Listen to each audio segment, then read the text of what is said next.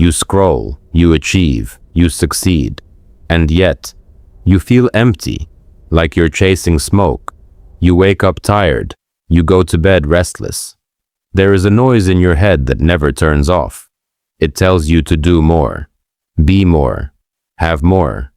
But when you stop, when the screen goes dark, there is only silence. And in that silence, a question you refuse to ask. Plato saw this 2,000 years ago, and he didn't offer self-help. He offered an exit door.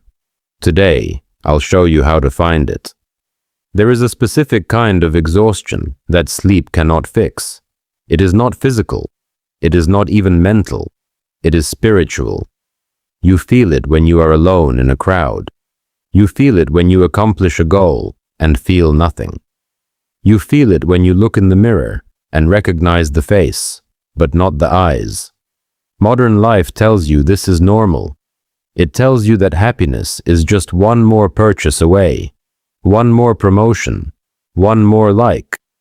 But deep down, you know the transaction is false. You are trading your life for shadows.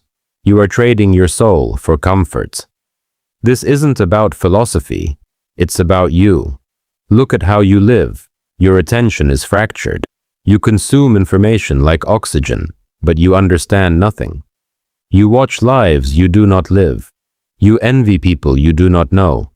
You measure your worth in metrics that mean nothing to the dead. This is not an accident. This is a design. We have built a world of surfaces. Everything is bright. Everything is loud. Everything demands your eye, but nothing demands your heart.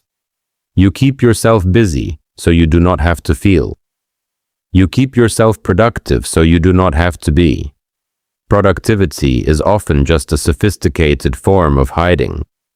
If you stop moving, you might hear the voice you've been drowning out. The voice that asks, "Is this it? Is this all there is?" You suppress that voice with noise. You turn on the podcast. You open the app. You seek validation from strangers because you cannot validate yourself. You are starving for substance, but you are feeding yourself images. You are drinking salt water and wondering why you are still thirsty. This is the modern condition. Awake, but asleep. Connected, but isolated. Full, but empty. You are living in a den, and you have forgotten that there is a world outside. Plato wrote about this den. He called it the cave. He described humans as prisoners, chained by their legs and necks, unable to turn their heads. Behind them, a fire. Between them and the fire, objects passing by. The prisoners see only the shadows of those objects cast on the wall. They name the shadows, they study the shadows, they honor the shadows. To them, the shadow is the truth, because it is all they have ever known. Think about your life. The shadows are your notifications. The shadows are your status. The shadows are your reputation. You think these things are real. You fight for them. You lose sleep for them. But they are merely projections. They are cast by a fire that is not the sun. Plato said the ascent out of the cave is painful. It is not a gentle awakening. It is a violent tearing away. When you turn around, the light hurts your eyes. You want to go back to the dark. The dark is comfortable. The dark is familiar. In the dark, you know the rules. In the light, you are blind. You are vulnerable. This is why you stay. Not because you are weak, but because the truth requires you to change, and you are afraid of who you will be if you change. Plato knew this. He knew that most people would rather die than leave the cave. They would rather kill the messenger than face the light, because the light exposes the chains, and once you see the chains, you can no longer pretend they are not there. Ignorance is not bliss. Ignorance is a cage, and you hold the key, but you are afraid to use it. You tell yourself you want freedom, but you do not want the weight of it. You want meaning, but you do not want the responsibility. You say you are searching for truth, but you look for it in places designed to sell you lies. You avoid silence because silence is where the truth lives. You avoid solitude because solitude is where you meet yourself, and you are not sure you like who you meet. You protect your ego like it is a child. You defend your habits like they are laws. You argue for your limitations. You say, "This is just how the world is." No, this is how your world is. Because you built it this way. You chose the shadows. You chose the noise. You chose the safety of the chain over the risk of the sun.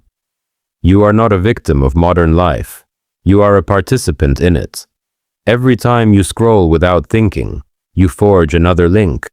Every time you choose distraction over reflection, you tighten the lock. You are the prisoner, and you are the guard. What are you protecting? Is it your pain? Is it your history? Is it the story you tell yourself about why you cannot change? The cave is not a place. It is a mindset. It is the refusal to look at what hurts. It is the refusal to admit that you are lost.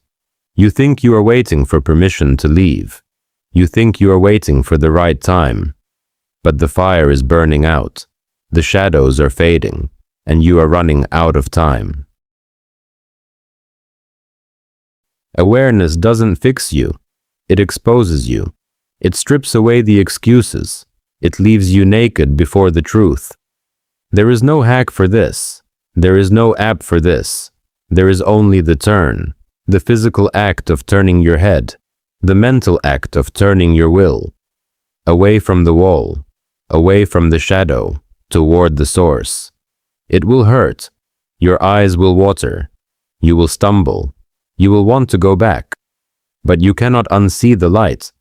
Once you know the shadow is not real, you can never truly believe in it again. You will walk out of the cave, not because it is easy, but because the air down here is poison, and you were made for the sun. Meaning is not found in the shadows. It is found in the ascent. It is found in the struggle to see. You are not broken. You are just facing the wrong way. You don't need to find meaning. You need to stop ignoring the truth that's already here. Plato didn't give us a map. He gave us a direction. Turn around. Walk toward the light. Your phone isn't the problem. Your refusal to look away from the shadows. That's what traps you. So today, not tomorrow, not when you're ready. Do this. Close your eyes, breathe once, and ask yourself, what shadow am I mistaking for real? Write it down. That sentence? That's your first step out of the cave. This channel exists because you're not alone in the dark. The light has always been there. You just forgot how to turn toward it. If this landed, if you felt seen, comment cave below. I read everyone. And the top 3 requests? I'll make a video just for you. Philosophy doesn't explain the void. It hands you a torch. Go light your way home.